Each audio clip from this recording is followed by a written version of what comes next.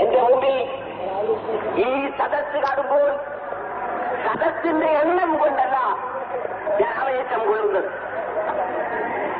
2 വർഷങ്ങൾക്ക് മുമ്പ് കോഴിക്കോട്ട് സ്റ്റേഡിയം ഗ്രൗണ്ടിൽ തടിച്ചുകൂടിയ ജനസമൂഹവുമായി തുലനം ചെയ്യുമ്പോൾ ഈ സദസ്സിന് സംഖ്യാധിക്യമില്ല.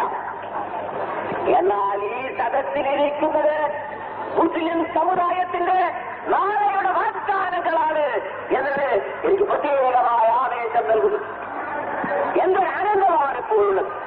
പ്രിയപ്പെട്ട മക്കളെ, ഈ പതാക കൊടുങ്കാറ്റുകൾക്കെതിരിൽ, വെള്ളപ്പൊക്കങ്ങൾക്കെതിരിൽ, പേമാരികൾക്കെതിരിൽ ഞങ്ങൾ കെട്ടിപ്പടിച്ചു കൊണ്ടുപോകാം. അസാധ മുട്ടാതെ അക്കരെ എത്തിച്ച ഈ പതാക നിങ്ങൾ യുവജനങ്ങളിൽ നിങ്ങൾ ഏറ്റുവാങ്ങുക എന്ന് മാത്രമേ ഞാൻ നിങ്ങളോട് പറയുന്നുള്ളൂ. സുഹൃത്തുക്കളെ, നിങ്ങൾ ആരുടെയും അടിമകളാകരുത്, നിങ്ങൾ ആരുടെയും വേഗവെട്ടികളാകരുത്, നിങ്ങൾ ആരുടെയും വെള്ളംപോരികളാകരുത്.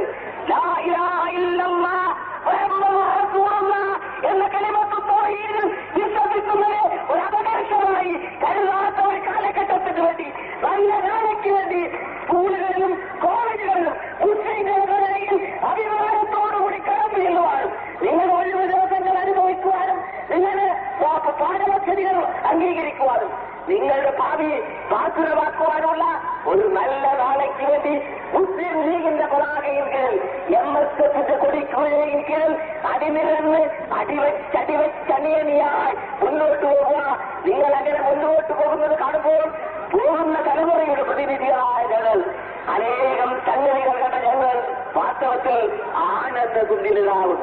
അവരന്ന് പറഞ്ഞതാണ്, വിദ്യാഭ്യാസം വരട്ടെ, സ്കൂളുകൾ വരട്ടെ, കോളേജുകൾ വരട്ടെ, ഈ മുസ്ലിം ലീഗ് ഉണ്ടാവുകയില്ല. ആ വ്യാജപ്രവാചകന്മാരോട് ഞാനൊന്ന് പറയട്ടെ, പഞ്ചായത്ത് തോറും എന്നോണം സ്കൂളുകൾ വന്നു, താലൂക്കുകൾ തോറും കോളേജുകൾ വന്നു, സമുദായത്തിലാകെ ആണും പെണ്ണും വിദ്യാഭ്യാസം ഉണ്ടായി. മുസ്ലിം ലീഗിന്റെ ഒരു പോറിൽ പോലും വെച്ചിട്ടില്ലെന്ന് മാത്രമല്ല, ഈ യുവതലമുറ നാളെയുടെ പ്രതീകങ്ങൾ ഇവിടെ MSFന്റെ കീഴിൽ അണിനിരന്നിരിക്കുന്നു. മുസ്ലിം ലീഗിന്റെ സന്ദേശം കൊണ്ടുവന്നു.